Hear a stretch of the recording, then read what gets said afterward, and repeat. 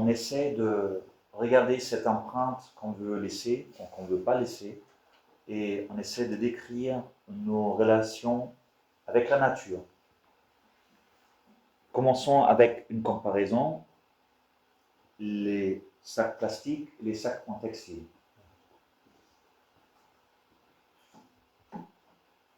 Voilà, on va voir en fait combien de temps mettent les éléments plastiques pour se dégrader en eau marine. Ça, on a certaines idées. Alors, on a mis quelques exemples. Voilà, bouteille en verre, ça met 4000 ans. Les canettes en aluminium, 200 ans.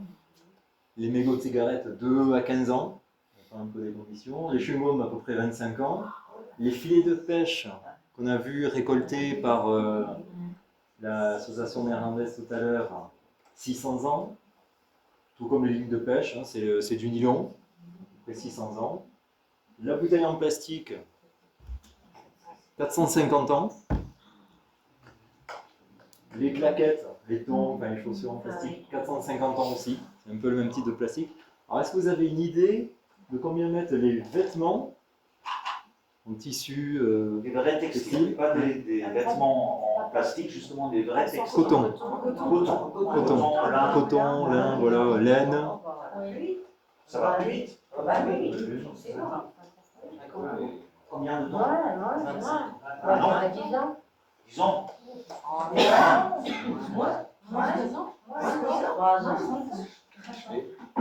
Et les sacs plastiques jetables?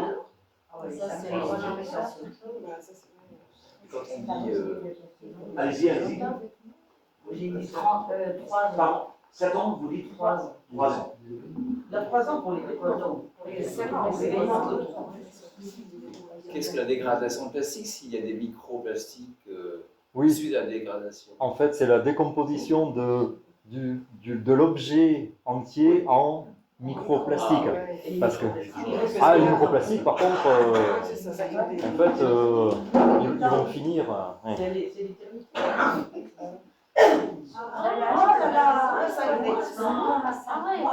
On laisse dans son jardin par terre. Quand c'est des vêtements en tissu naturel, pas synthétique, voilà. Pas les vêtements en polyester, là on parle de coton, lin, laine, voilà. Et par contre, sachet plastique, 10-20 ans.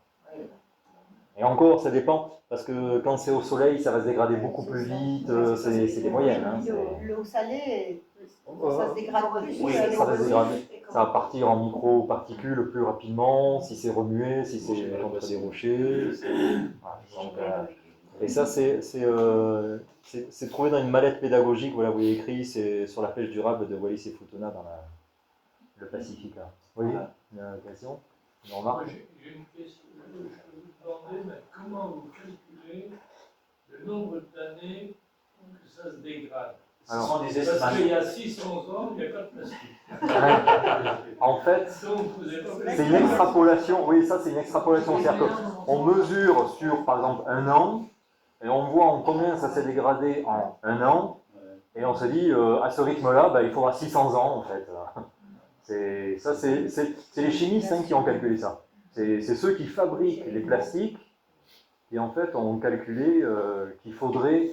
Et des fois, ils ont d'ailleurs fait exprès de fabriquer cette matière plastique-là pour qu'elle dure aussi longtemps, pour que justement elle ne soit pas dégradée trop vite. Donc c'est même calculé avant même de penser à son recyclage. C'est calculé dès le départ. À l'origine, c'était même un avantage. Lors de l'introduction du plastique, ça dure, ça ne se dégrade pas. Donc c'était fabuleux. Aujourd'hui, malheureusement, ça fait 15 ans à peu près que les sciences s'occupent de déchets marins, des déchets plastiques dans la mer, dans les rivières, et on s'est rendu compte justement la dégradation. Quand je vous ai comparé tout à l'heure les déchets fluviaux aux déchets de la plage, c'est déjà le séjour est très différent. Dans les rivières, dans les fleuves, c'est quelques jours, quelques semaines au maximum. Quand ça échoue sur la plage, ces déchets-là peuvent déjà naviguer dans l'eau pendant des années. Donc ça explique aussi la différence en taille, l'aspect cassé des déchets qui s'échouent sur la plage, etc. Donc, malheureusement, aujourd'hui, on sait que ça dure très longtemps. Les 600 ans, c'est une estimation, hein, vous avez raison, c'est une estimation. Oui. Ça dépend des conditions. On veut vous décrire les relations. Donc, ce sont des exemples. Et je vais vous donner un deuxième exemple, les bouteilles consignées. Certains parmi vous connaissent encore les bouteilles consignées. Ma fille, elle connaît uniquement la bouteille consignée de la limonade qui existe en France. Aussi l'eau gazeuse L'eau gazeuse.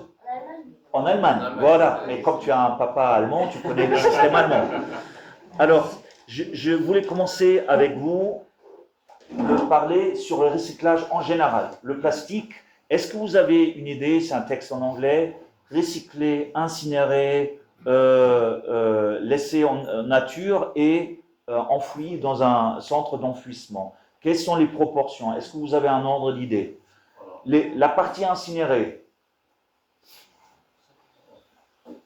quelle est la partie enfouie? Vas-y, Philippe. Commençons avec ce qui m'intéresse. Vraiment recycler. C'est quoi cette partie mondiale? C'est mondial, c'est AFP qui donne, c'est la source et OECD. Quelle est la partie qui est réellement recyclée au niveau? 15%. 6. 1%, 6, 15. 15, 20, Ça marche pas. 9. Donc, on est tous d'accord, on sait que cette partie-là est petite. Malheureusement, elle stagne à 9%. Ça fait plusieurs années qu'elle est à 9%. Pourquoi? Parce que, en fait, le système est fait qu'il y a très peu de produits qui reviennent dans la course, j'allais dire, qui reviennent dans le cycle.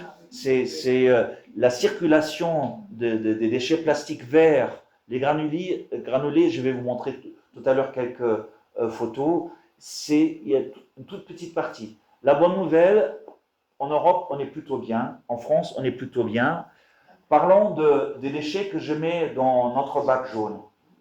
Les bouteilles plastiques, est-ce que vous avez... Ah, c'est déjà indiqué. C'est plus de 50% qui sont recyclés. Les mêmes déchets en Allemagne, ça ne marche pas, ça ne va pas être pris par la machine, mais les mêmes déchets en Allemagne sont à un taux supérieur à 90%. Pourquoi?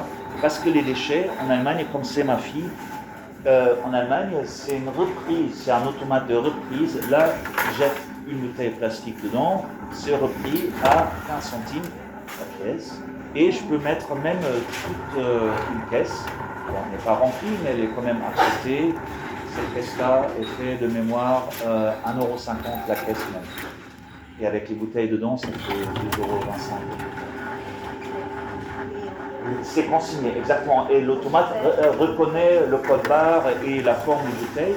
Ça existe aussi pour les bouteilles en verre et ça existe aussi pour les canettes. Et comme personne ne veut ramener les canettes, c'est à 25 centimes. C'est assez intéressant.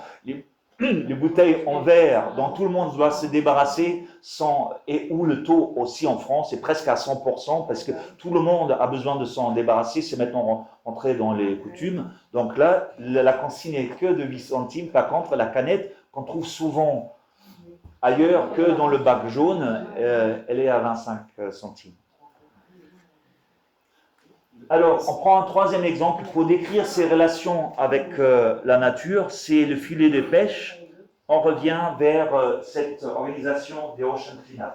Voilà. Ocean Cleanup donc, qu'est-ce qu'elle fait avec ces déchets plastiques qu'elle a récoltés, par exemple, comme on a vu dans le film en premier, dans ces grands filets, là, tous les plastiques flottants, c'est essentiellement les filets de pêche collectés. Donc, ils font des lunettes avec. Des montures de lunettes, pas les verres, hein, pas encore. Des montures. Et alors voilà, on va voir le petit film. Je ne sais pas si ça part ou s'il faut. Voilà. Donc là, c'est ce qui a été récolté sur les bateaux. Ces gros filets ces gros sacs qu'on a vus sur le bateau tout à l'heure. Donc, alors là, les filets qu'on va voir, en fait, ils ont été nettoyés. Vous voyez, il n'y a pas de déchets marins, il n'y a pas de coquillages, il n'y a plus de poissons. C'est des filets bien propres. Donc il y a du tri qui a été fait, ils ne peuvent pas tout utiliser. Donc c'est qu'une fraction seulement des plastiques qui a été récoltée encore Ou sur par le la flottaison dans la mer, ça s'est C'est libéré nettoyé. des algues, mais Voilà. on est tous étonnés de voir des produits assez propres. On dirait presque des filets neufs. Voilà. C'est, Là, c'est pas le cas. Ils ont souvent des déchets mélangés au milieu qui sont pas recyclables. Donc là, ils font justement du tri. On les voit regarder justement qu'est-ce qui va être utilisé ou non utilisé. Ils regardent dans les sacs ce qui est arrivé comme magnifique ressources. Donc en plus, il faut démêler les filets, donc ça demande un travail assez... on ne sait pas combien de temps ils ont mis hein, pour faire tout il y a ça, une mais c'est de préparation, l'énergie. c'est sûr. Ils ont fait une préparation pour que les filets deviennent réutilisables. Là, vous voyez, Voilà. Ils ont coupé en morceaux pour que ça ne soit pas bloqué dans la machine. Et la machine va ensuite broyer ces filets pour réduire en petites billes. Vous voyez, voilà, les petites billes, on les voit dans le bocal là. Et ces petites billes en fait vont servir à, une fois être fondues, à fabriquer effectivement un nouvel élément. Et voilà, on les revoit le enfants film. sont assez purs, sont assez... Voilà les On a lunettes. revu cette scène, parce Voilà. que c'est... La monture de lunettes en plastique recyclé grâce au filet, donc avec le logo Ocean Cleanup. Et les différentes montures alignées. Voilà, c'est plutôt, on voit un plastique d'assez bonne qualité. Hein. c'est un produit de C'est luxe. plutôt C'est- haut de gamme. À Enfin, partir de filets de pêche, on fait des belles lunettes qui valent sur Internet 199 €. Voilà. Donc, Ils ont tout vendu. Hein. Là, si on vous appelle cherchez on appelle ça du upcycling. Donc, on monte, En gamme. on augmente la valeur. C'est d'un pas du produit qui upcycling, vaut rien, c'est du upcycling. Donc, On y élève. voilà. d'un déchet plastique qui ne vaut rien, effectivement, on arrive à vendre quelque Plus chose cher. de qualité. Le filet n'est pas du plastique. Les filets sont en nylon.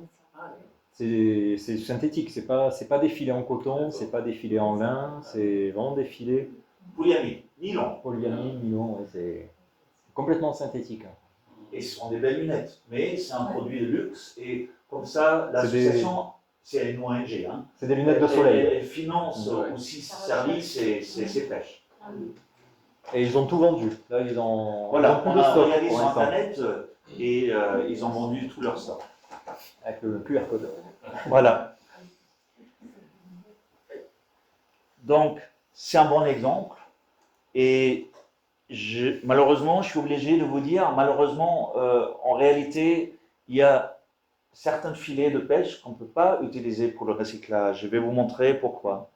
Donc, je suis sur l'île d'Oléron, un endroit que j'adore, comme c'est ma famille, qui est très beau, c'est une très belle plage, et malheureusement, il n'y a pas beaucoup de déchets, mais il y en a, et vous allez voir pourquoi je vous montre ces extraits-là. Donc, parmi les algues, on trouve des morceaux de corde, des filets, et on peut les soulever, et si vous voyez bien, la partie des algues pèse plus lourd que les cordes et les filets. Donc, moi, personnellement, si on ne prenait que ça, j'aurais du mal à m'imaginer qu'on fasse quelque chose de valorisable derrière. Donc, c'est un déchet qui n'est pas valorisable. Et c'est là où je dis attention, c'est très bien de faire quelque chose de beau à partir des déchets marins, mais pas tous les déchets marins sont réutilisables. Déjà, vous vous souvenez quand même des Là, il y a des déchets coquillages. flottent, en fait. À peu près 15% flottent, 15% vont s'échouer sur les plages. Exactement. Et tout le reste va Dans les fonds marins. Et moi, j'aime bien cette photo-là parce qu'elle montre les coquillages ou les pierres. C'est clair que le poids par les impuretés est plus élevé que le poids du filet même. Donc, on va parler de la pureté nécessaire pour le recyclage comme dernier exemple. Déjà j'ai une question. Quelle est la part du bac jaune, des biodéchets et du bac noir dans nos déchets? Quelle est la part de nos déchets ménagers. Vous savez, le bac noir, c'est les déchets restants. Hein. Et est-ce que les trois parties qu'on voit là, est-ce que vous pouvez donner une part dessus, un pourcentage vous avez des idées? Allez-y. Moi, il a déjà énormément diminué. Oui, ça a diminué, oui. On fait Oui. le pesage des... Mais ici, on comptabilise ensemble avec les déchets qu'on amène aussi à la déchetterie, Alain. Attention. Donc, bac noir plus les déchets amenés à la déchetterie. oui, là, ça plus. Mais tu as raison, le bac noir aujourd'hui est moins qu'il y a 10 ans, c'est vrai. Mais qu'est-ce qu'on apporte à la déchetterie qui n'est pas bac noir Par exemple, les déchets électroniques et électriques, Les déchets verts. les déchets verts qu'on peut aussi amener à la... Voilà. Les biodéchets. Mais les biodéchets, pour moi, c'est le compost dans le jardin où on met les restes de nourriture et tout ce qui est compostable. Donc, est-ce que vous avez une idée? Allez-y. 50, 20, 30. 50, 20, 30. Non, tout faux. 70. 25, 25, 50. Parce que c'est pas Ah bon, ouais. C'est en fait la partie bac noir plus les choses qu'on amène à la déchetterie est toujours la partie la plus lourde. C'est vrai, c'est que tu dis Alain, grâce aux biodéchets qu'on a vraiment extraits, et moi j'ai pas vu l'idée au départ, aujourd'hui il faut savoir que c'est les déchets verts, les biodéchets, les déchets issus de nos aliments. C'est quand même un bon quart, c'était même un tiers dans le passé, si je me rappelle bien. Donc c'est une partie importante. C'est les Par chiffres contre- France, hein, Wilfried. Pardon? C'est les chiffres France, Oui, les chiffres oui. nationaux. Parce que, en fait, c'est vrai que dans la région, ici, Oui. on doit être parmi les meilleurs élèves. Ouais. Moi qui viens de Marseille, enfin, de Bouches-du-Rhône, c'est pas du tout ces chiffres-là. Ah bon C'est pas les chiffres d'ici. Oui, oui, oui. C'est plutôt ces Voilà. chiffres-là, Voilà. en pire même. Voilà. Alors que là-bas, c'est Mais pas ça lié. vous donne des proportions. Ici, on parle du bac jaune, plus le vert, c'est que un quart. Ah ouais. Donc, c'est pourquoi on parlait de relation avec la nature. Donc, vos déchets, c'est bien, comme Georges et moi, on a essayé d'expliquer, il faut utiliser moins de déchets plastiques, mais n'oubliez pas, toute cette partie-là, valorisable, verre, plastique et papier, ce n'est que un quart de vos déchets. Donc, il faut s'occuper aussi des autres déchets. Alors, on va juste aller un peu dans l'analyse de déchets plastiques. Donc, entre dans un centre de tri les plastiques mélangés. Est-ce que vous savez quelle est la pureté qu'on demande à la sortie du centre de tri? Donnez un chiffre. La pureté. La pureté. En fait, les recycleurs doivent avoir une pureté pour réutiliser après les déchets. 70. 70, 50. 50, 81, pardon, 90, Ouais, ça marche pas très bien. 98. Ah bah oui, c'est bon. Donc, les bouteilles plastiques qu'on a vues tout à l'heure, il y a des bouteilles plastiques PET, il n'y a que des bouteilles PET dans un casier. Il y a des bouteilles PP, donc un autre casier qu'avec des bouteilles plastiques PP. Il y a un troisième casier bouteilles plastiques PE, il y a un casier avec des bouteilles. En fait, c'est ce qu'on appelle le tri optique. Après, il y a un contrôle par des opérateurs, mais aujourd'hui, ça se fait automatiquement. Mais l'idée, c'est arriver à 98%. Par contre, on n'est pas encore sorti de l'auberge. Pourquoi? Parce qu'il faut laver et il faut encore broyer pour arriver vers le bout. Donc, regardez bien ces produits-là. Vous reconnaissez une barquette et une bouteille de lait et une bouteille d'eau.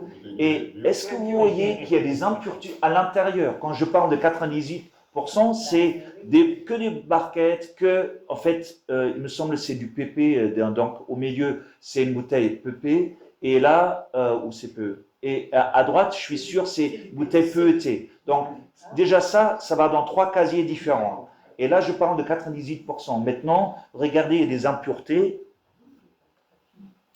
Ah oui, Donc, il faut les enlever. Il faut les enlever. Les impuretés à l'intérieur d'un produit représentent, je vais donner le chiffre, 3 à 7%. Donc, il faut les enlever lors du broyage, lors du lavage, il faut enlever les étiquettes, les capsules, les anneaux, etc., les films. Et quelle est donc la pureté à la sortie d'un ligne de broyage, de lavage? Ça, c'est que vous voyez à gauche, ça c'est le produit sortant, ce sont des paillettes qui sortent d'un centre de broyage et de lavage des déchets plastiques. Donc, ce sont des matériaux réutilisables. Mais quelle est la qualité? Donc, on enlève les capuchons, les étiquettes, les anneaux, tout ça. Quelle est la pureté de chaque main? En fait, chaque fois, c'est une main d'un collègue ou de moi. Quelle est la qualité, la pureté là-dedans? Je vais vous dire, c'est 99%. Donc, c'est pour que, et on a eu cette discussion avec Georges, c'est pour avoir une possibilité de recycler. Et c'est ça le résultat qui nous intéresse, créer des granulés qu'on peut réinjecter dans le processus comme produit de base. On utilise ces granulés ou les pellets en anglais pour refaire les produits derrière. Mais ce produit-là, s'il n'est pas à 99%, et encore normalement plus élevé, mais je ne veux pas rentrer dans les détails, s'il n'est pas ultra pur, vous ne faites pas des produits avec. Donc maintenant, une question très simple. Ça, à gauche, c'est 2 bouteilles issues de la Seine, et à droite, c'est une bouteille trouvée sur l'île d'Oléron. Une fois coquillage de rivière, une fois coquillage de la mer. Chaque fois, les coquillages, c'est un exemple extrême, je sais bien, sont plus lourds que la bouteille même. Donc, une simple question, à quel point ces contaminations fluviales et marines compliqueront-elles le recyclage des plastiques? Ça va être impossible. C'est proche de l'impossible, exactement. Si on n'a que ces produits-là, vous ne pouvez pas faire le recyclage. Oui, c'est ça. Plus d'énergie. Ah oui, l'énergie, exactement. Et le pire, merci madame, c'est parce que j'ai dit tout à l'heure, on broie et on lave, donc on utilise de l'eau. Certes, l'eau est recyclée, c'est un circuit fermé. Et on chauffe. Et on chauffe pour sécher, exactement. C'est un procédé très lourd. Et avec ces produits-là, non, ça ne va pas marcher. Donc, on a essayé dans cette deuxième partie de vous donner des indices par comparaison, par l'exemple de pureté, de vous dire à quel point il faut être conscient de ce qu'on fait avec nos ressources. Je ne suis pas là pour moraliser, c'est un constat technique. Avec ça, moi en tant que technicien, j'ai du mal à faire un produit recyclé derrière.